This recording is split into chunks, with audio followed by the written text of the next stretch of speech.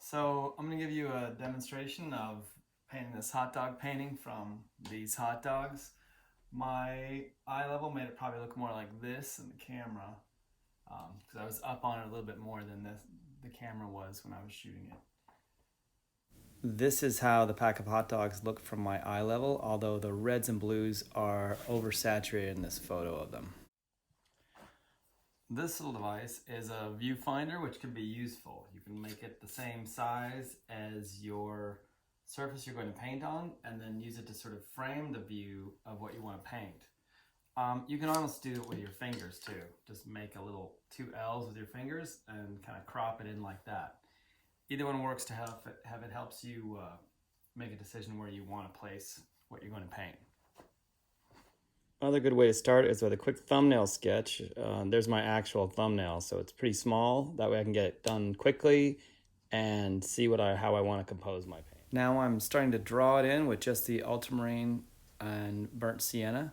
No white in it at all at this point, and very thin so that I can correct the drawing as I need to.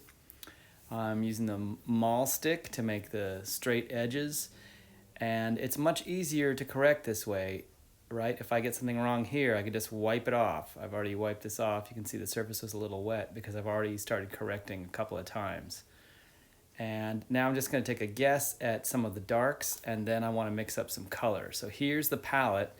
This is the palette at the end of the painting. And you'll notice I have the pure tube colors on the outsides. On the left, cool colors, dark to light. On the right, warm colors, dark to light. So down the left, from top to bottom, ultramarine blue, cobalt blue, cerulean blue, a mixed color that I was just keeping on there, the left over, and at the bottom, titanium white. And down the right side, the far right, from top to bottom, burnt sienna, yellow ochre, cadmium red medium, cadmium yellow light, and again, some dirt colors that I had left over.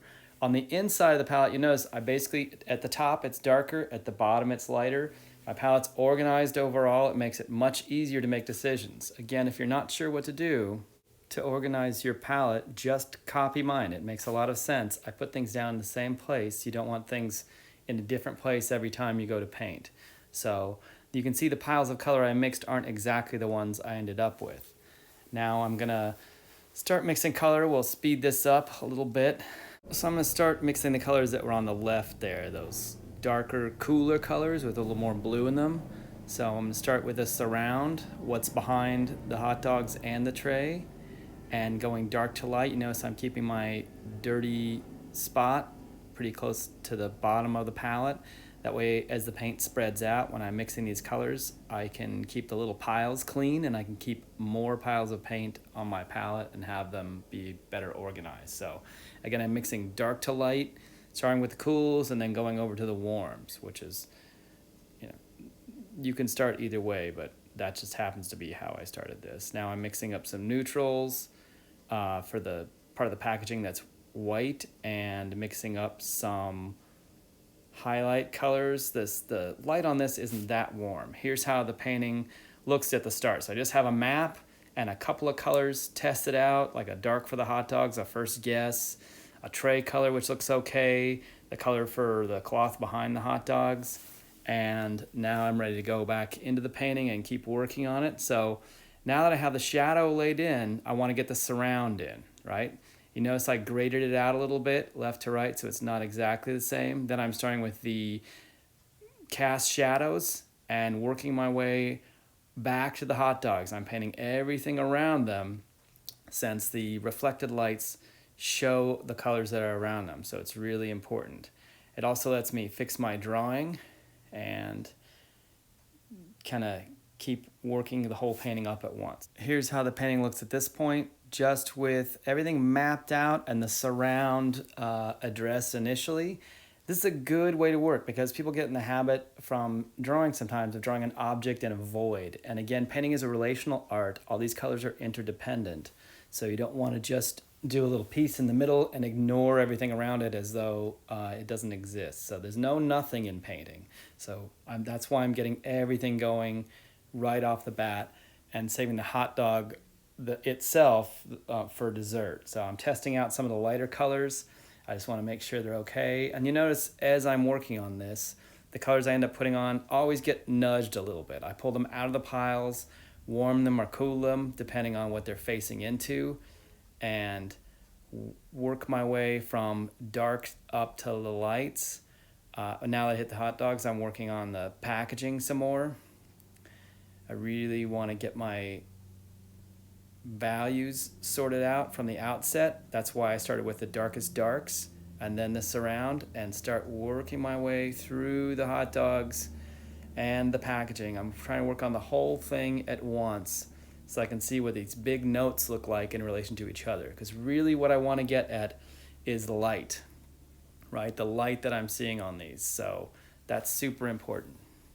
Here's how they look at this stage, and you can see they're pretty far along actually. I have the big notes in there. I don't have any highlights on anything, but I have all the big notes going. And that way I can gauge them against each other from the outset and how they affect each other. You see on the left a little hot dog reflecting the tray, the blue of the tray. And here's how the palette looks. You can see I've used all the colors I've mixed up except for those highlight colors. I haven't touched those yet because I'm working my way up dark to light. So we'll pan up to the painting so you can take a look at how it's coming along. And I'll get back to work on this, laying in the surround again, fixing my drawing, working my cast shadow edges there. You really have to patrol your edges. That's important. You don't want your edges to all be the same. It's sort of like using the same word for everything. So some edges are softer, some edges are harder. Softer edges recede. I'll tend to keep the cast shadow edges underneath the hot dogs, softer overall. You see me putting my brush in my mouth sometimes, which is not a good habit. I don't want you guys to do that. Now I'm getting things much more resolved and still working all the way around things, because really I really want to make sure I'm getting at the light and fixing my drawing as I go. That's also why I overmix the color, because it allows me to keep really working on my drawing and refining everything throughout the whole painting. It might seem like a little extra work, but it really makes things go a lot faster. That way, if I need to change something, I don't have to go back and mix it up. I can just keep it going and have what I need there on the palette.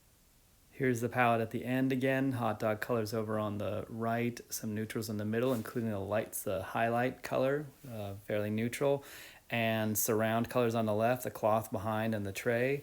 And here's the painting at the end. So I hope this was useful and helpful for you, and I hope that you'll enjoy making your own painting.